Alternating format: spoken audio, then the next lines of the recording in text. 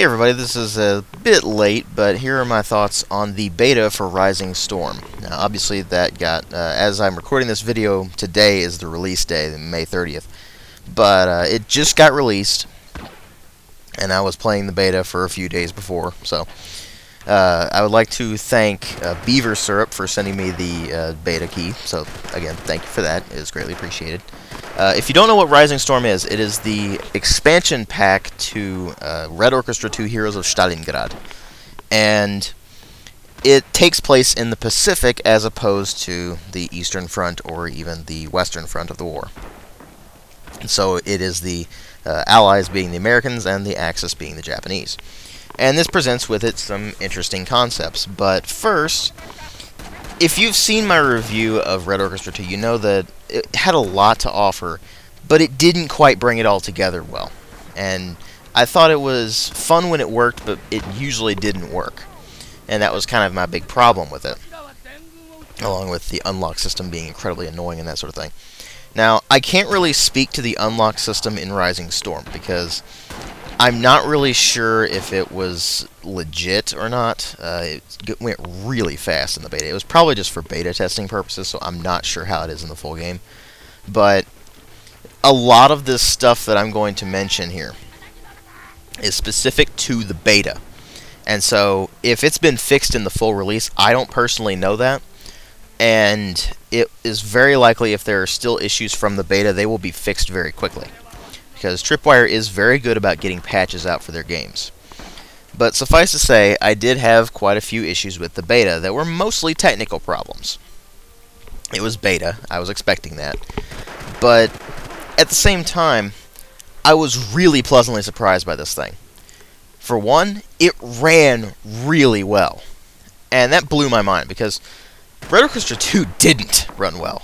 And yet Rising Storm, which is the same engine, the same gameplay, pretty much, runs just way better.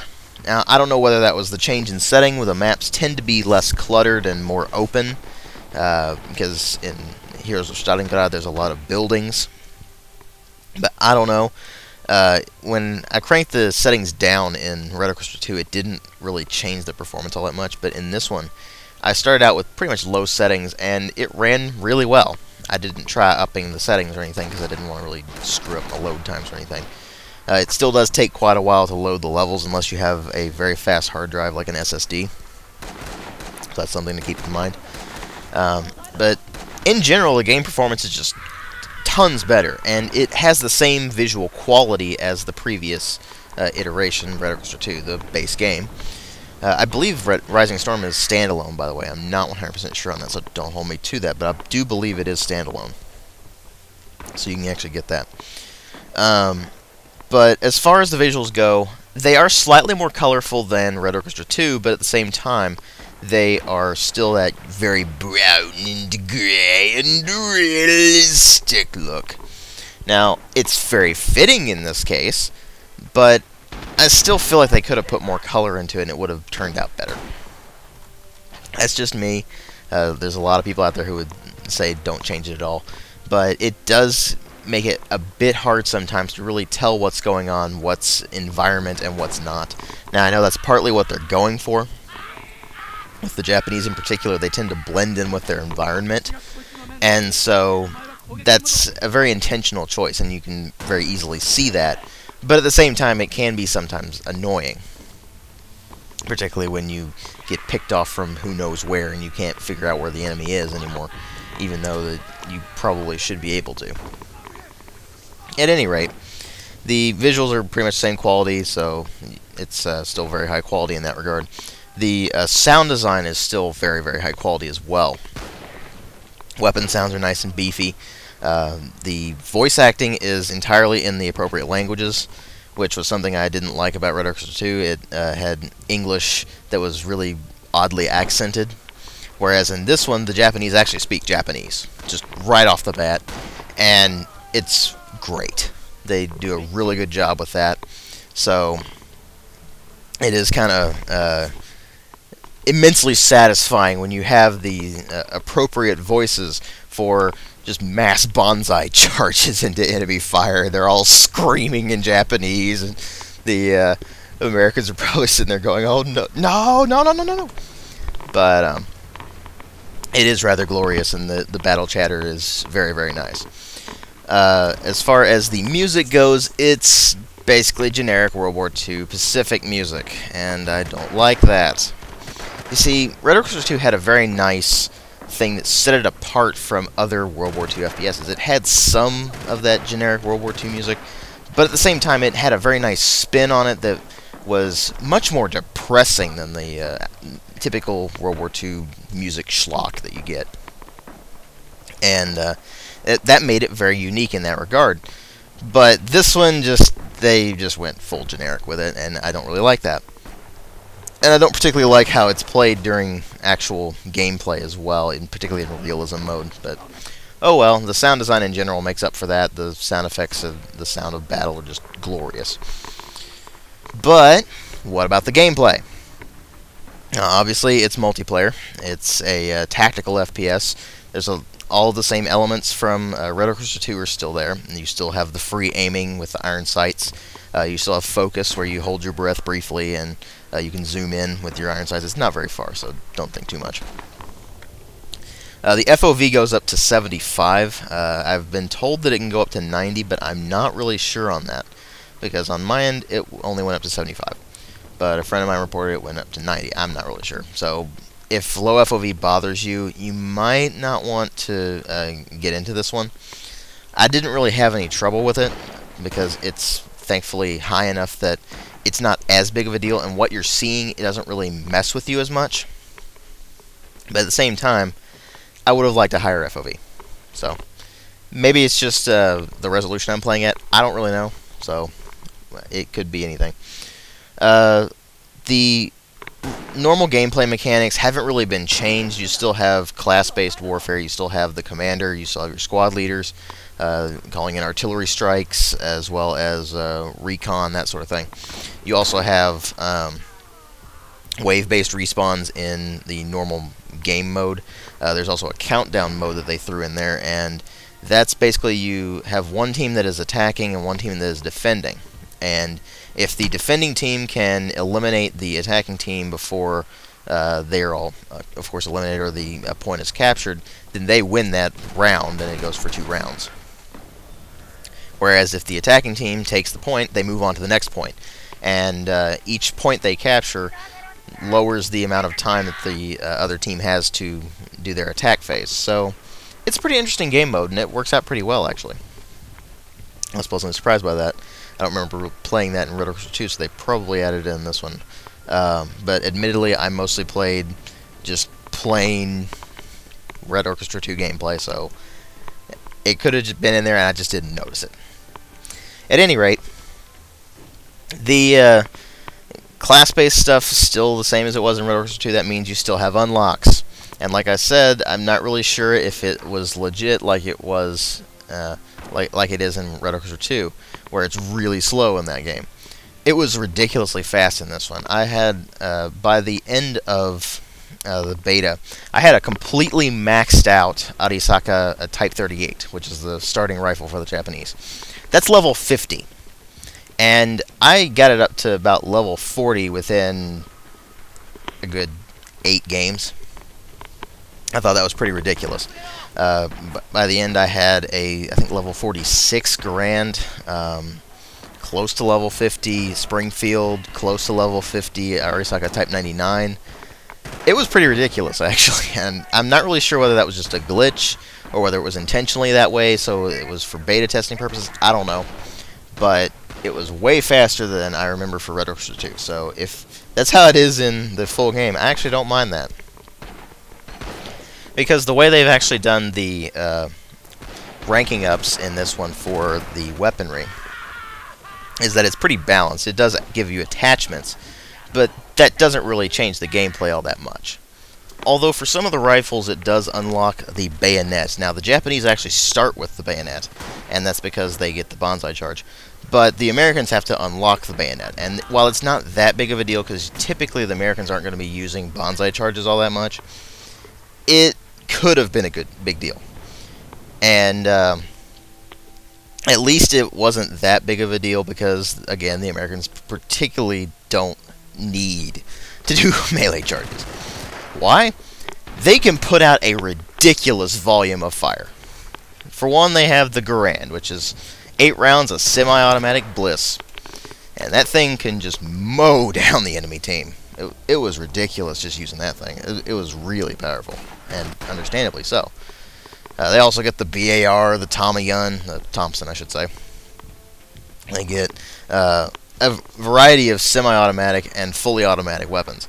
Whereas the Japanese get one type of submachine gun, a type of light machine gun, and bolt-action rifles. That's it.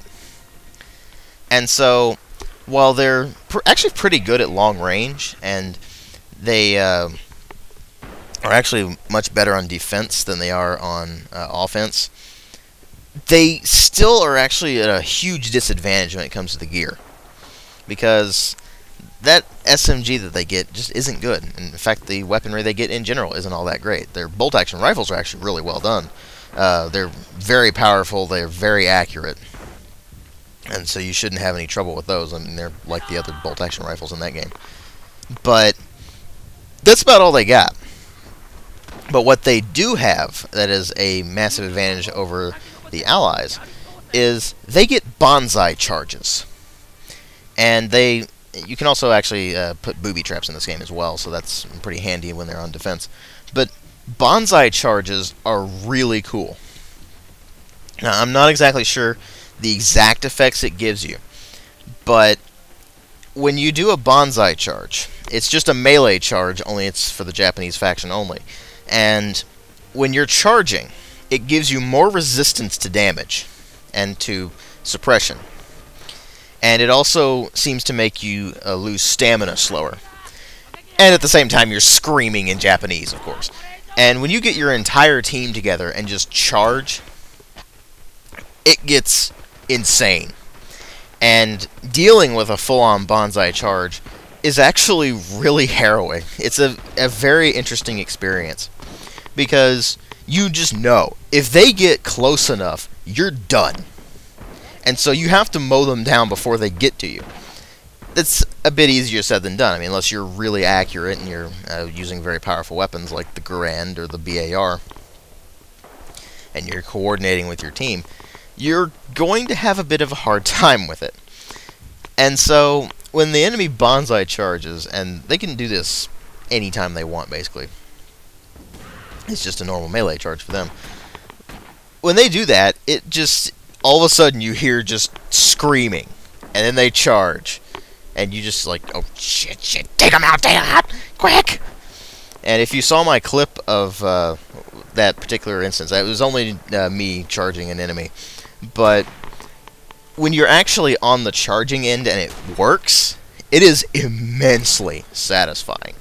Now, in that clip, of course, it was made even more satisfying by the fact that it was a guy with the BAR, and he ran out of ammo with the BAR, switched to his pistol, and it clicked right when I was right in front of the guy. So that was just glorious. When moments like that happen, that's what makes Rising Storm so enjoyable. But that's also a problem, because while the Japanese do get that large advantage and they are generally pretty good at defense, their technology problem, their equipment problem, becomes a very large balance issue. If the Japanese team does not work together really, really well, if they don't have just rock-solid tactics and don't really use the game's mechanics to their advantage, they're going to lose. And that has been the case with every single game I've played in this. The Allies always win, unless the Japanese team is well coordinated and is very competent. Because otherwise, they just get mowed down like crazy. And that's kind of depressing, because Red Orchestra 2 didn't really have that problem unless the Axis got the MP44, which was, even then, it still wasn't anywhere near as ridiculously powerful as it was in other games. You still had to aim with it. And in this one, it's just the entirety of the Allies' arsenal is just way better than what the Japanese got. So that's a pretty big balancing issue. And I don't know if they fixed that or not with the full release, but it's something you have to work around. And admittedly, it makes total sense. Japanese equipment during World War II was terrible. They were relying on technology from basically the late 1800s and the early 1900s. It was terrible. But in this particular case, it's a game. And while it is trying to be a realistic game, at the same time, it does have that balancing issue, and that really does get very irritating if it sticks you on the Axis team all the time. And that's exactly what happens, because lots of people flock to the Allied team. It's just much easier to play on that team.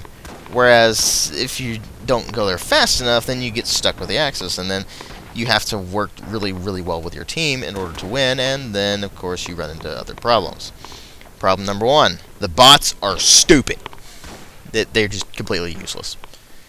And so, if you're playing on a server with bots, and you happen to be saddled on the Axis team and you don't have that many players, you're going to lose. It's that simple. The other issue is that if your team is not competent and if your tactics aren't good, you're going to lose. And that translates to frustration. But when you win as the Axis, it is immensely satisfying. Why? Because you have just overcome the odds. You have beaten the massively superior firepower of the Allies. Somehow, some way. And it's just a great feeling when that happens. Too bad it doesn't happen that much. But this was just my impressions of the beta. As far as the other issues I had with it go, they were mostly technical problems, like map glitches where it wouldn't really work out all that well with the spawns, or the objectives wouldn't capture or something like that. I ran into some issues with animations glitching out, and that got really annoying. All sorts of weird technical problems that I'm sure they're fixing for the full release. And if they don't fix it immediately in the full release, then they're going to fix it in patches, of course. Hopefully they'll fix up the balancing a bit. The reason the Garand is actually so powerful is because it has almost no recoil whatsoever. So that's kind of an issue. They should probably up the recoil on that quite a bit, and that would balance it out a bit. But it's a really interesting game. It's just that I feel it has a lot of issues that need to be resolved, and because it's a beta, I'm going to cut it a lot of slack. I mean, it is a beta, and there's a lot of stuff they could do to fix it up. But since it is release day, I'm not really sure what they fixed. When I actually get my hands on the full release, I will, of course, review it and let you guys know what I think about that. Thanks for watching.